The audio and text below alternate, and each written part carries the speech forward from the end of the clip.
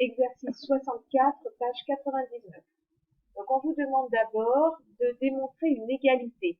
Démontrer que 2x moins 1 sur x plus 1 plus 2 égale 4x plus 1 sur x plus 1. Donc, en fait, ce qu'on est en train de faire, c'est qu'on vous fait mettre cette fraction au même dénominateur. Alors, considérez que 2, c'est comme 2 sur 1. Et pour mettre au même dénominateur, eh bien, vous allez multiplier cette fraction par x plus 1. Vous allez donc obtenir ici, donc vous multipliez au numérateur par x plus 1, au dénominateur par x plus 1. Vous obtenez donc 2x moins 1 plus 2 fois x plus 1. 2x moins 1 plus 2 fois x plus 1. Et au dénominateur, vous avez le dénominateur commun x plus 1. Vous obtenez donc finalement en développant 2x moins 1 plus, et là vous distribuez votre 2, vous aurez donc 2x plus 2x, 4x, et en constante, vous avez moins 1 plus 2, c'est-à-dire 1. Si vous voulez, je vous fais une petite étape supplémentaire qui n'y est pas, 2x moins 1 plus 2 fois x plus 2 sur x plus 1. Donc c'est pour ça que vous avez du 4x ici plus 1, plus 2 moins 1 sur x plus 1. Bien, dans quel but est-ce qu'on vous fait faire ça? Eh bien, pour vous apprendre à résoudre des inéquations un petit peu plus compliquées. Ici, on voudrait résoudre 2x moins 1 sur x plus 1 plus 2 supérieur ou égal à 0. Donc, on va résoudre cette inéquation comme ici pour l'égalité pour x différent de moins 1, parce que vous avez ici une valeur interdite qui est égale à moins 1. C'est pour ça qu'on le fait pour tout réel x différent de moins 1. Résoudre cette inéquation, ça équivaut à résoudre 4x plus 1 sur x plus 1 supérieur ou égal à 0, puisqu'on a vu que ces deux quantités sont égales. Alors vous allez me dire, est-ce qu'on était obligé de faire ça? Est-ce que quand on a 2x moins 1 sur x plus 1 plus 2 plus grand que 0, on pourrait peut-être enlever 2 de chaque côté?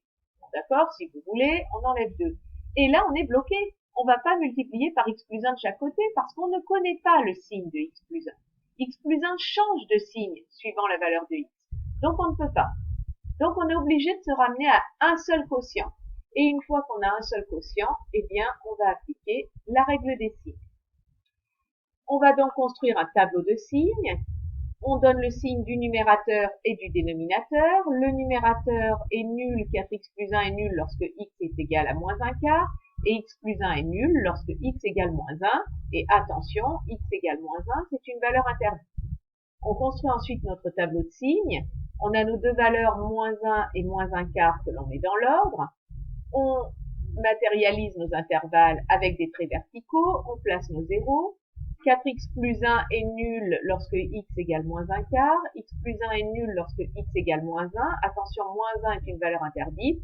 Et votre quotient s'annule en moins 1 quart.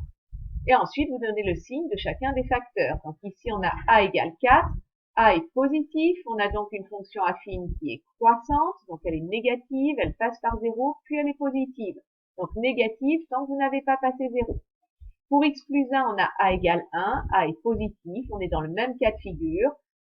Elle est négative avant de passer 0, puis positive après. Et vous appliquez la règle des signes. On veut ensuite résoudre 4x plus 1 sur x plus 1 supérieur ou égal à 0, c'est-à-dire on cherche pour quelle valeur il est positif. Donc, on regarde dans notre tableau, plus, quand est-ce que c'est positif? Eh bien, quand x est compris entre moins l'infini et moins 1, on ouvre bien en moins 1 parce que c'est une valeur interdite, et sur moins 1 quart plus l'infini, et vous fermez bien en moins 1 quart, puisqu'on veut bien que ce soit nul. Voilà pour le numéro 64.